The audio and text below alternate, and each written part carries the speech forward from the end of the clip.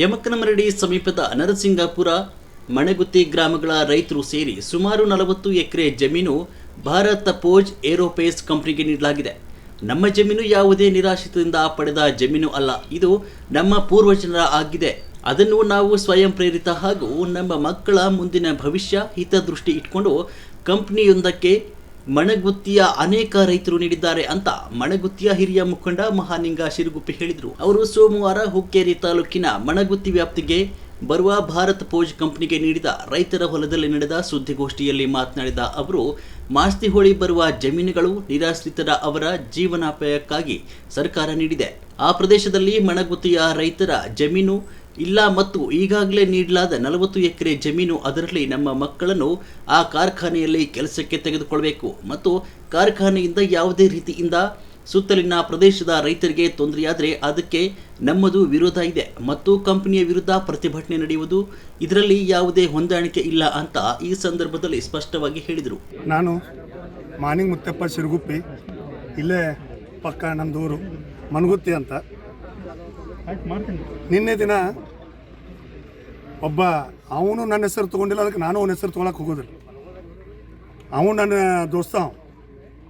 ಅವ ನಿನ್ನೆ ಒಂದು ರೈತರಿಗೆ ಅವ್ರ ಊರಿನ ಮಾಸ್ತಿಹೊಳಿ ಗ್ರಾಮದ ಎಲ್ಲ ಜನರು ಕೂಡಿಸ್ಕೊಂಡ ಒಂದೇನೋ ನಾ ದೊಡ್ಡ ಹೀರೋ, ನಾ ದೊಡ್ಡ ಡಾನ, ನನ್ನ ಮುಂದೆ ಯಾರೂ ಇಲ್ಲ, ಇದನ್ನು ಏನು ಬಡ್ಡಿಂದ ಮಾಡ್ಕೊತ ಬಂದಾನು, ಮತ್ತೀಗ ಅದನ್ನ ಮಾಡತ್ತ ಗಿಡದ ಬುಡ ಕೂತ ಮೀಟಿಂಗ್ ಮಾಡ್ತಾರೋ ಅಂತ ಹೇಳ್ತಾನೆ. ನನ್ನ ಗಿಡ, ನನ್ನ ಹೊಲ, ನನ್ನ ಹೋಟೆಲ್, ಅಲ್ಲಿ ನಾ ಕುಂಡಾವ್. ಇವು ಅದನ್ನು ಕೇಳಿದೆ, ಇವನು ಮನ್ಯಾಗ ಕುಂಡದೇನು ಹೊಳ್ಯಾಕ ಕೂತ ಅಂತ ಹೇಳಿ. ಇವ್ ಇನ್ನೊಂದು ಮುಳುಗಡೆ ಜಮೀನು ತೊಗೊಳತ್ತಾರು, ಮುಳುಗಡೆ ಜಮೀನು ರೈತರದ ನಮಗೆ ಸಿಕ್ಕೈತಿ. ಅಲ್ಲಪ್ಪ ದೋಸ್ತ, ನೀ 8 ಇದ್ದೀನಿ, 10 ಇದ್ದೀನಿ, ನಾನು ಕೂಡ ನನ್ನ ಸಾಲಿಗಿದ್ದೀನಿ, ನನಗೂ ಗೊತ್ತೈತಿ ನಿಂದು ಏನಂತ ಹೇಳಿ ನೀನು ಅಕ್ಕಿಗೈತಿ ಇವತ್ತು ಭಾಳ ತೆಗಿತಾನ. ನಮ್ಮ ಕ್ಷೇತ್ರ 4 ರಿಂದ 4 ಎಕರೆ ಕ್ಷೇತ್ರ ಐತ್ರಿ. ನಮ್ಮ ಕಡೆ ಅವರೇನು ಒತ್ತಾಯದಿಂದ ಭೂಮಿ ತೊಗೊಂಡಿಲ್ಲ, ಆದರೂ ಕೂಡ ನಮ್ಮ ಅರ್ಚನೆಗಾಗಿ ನಾವು ಭೂಮಿ ಕೊಟ್ಟಿದ್ದೆವು. ಕೊಡುವಾಗ ಒಂದು ವಿಷಯ ಏನು ಕೇಳಿದ್ವು, ಎತ್ತರ ಸಂಬಂಧ ಭೂಮಿ ತೋರುತ್ತೆ ನಾವು ಕೇಳಿದ್ವು. ಇಲ್ಲಿ ನಾವು ಭೂಮಿ ತೊಗೊಳವ್ರ, ಇಲ್ಲೊಂದು ಕಂಪ್ನಿ ಮಾಡೋರ, ಈ ಭಾಗದ ಹುಡುಗರು ಖುಲ್ಲಾತ್ ಹೇಳ್ತಾವು.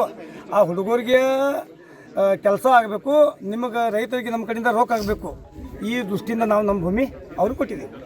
ಹೆಸರೇನು? ಕೃಷ್ಣ ಭೀಮಾ ಗಡ್ಕರಿ, ಸೆಕೆಂಡ್ ರೈತರ.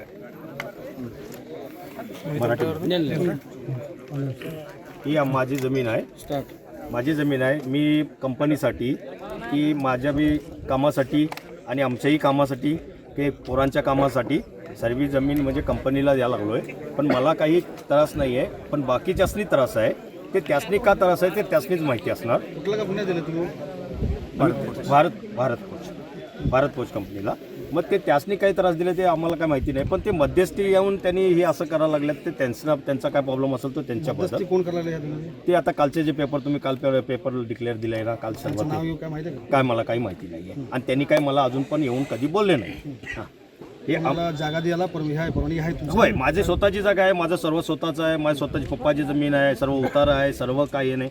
कुठंही काही माझी अडचण नाही आहे, कुणाची आजूबाजूवाल्याची अडचण नाही आहे. मला कुणीही अडवलं बी नाही आणि कुणी बोललं बी नाही आहे.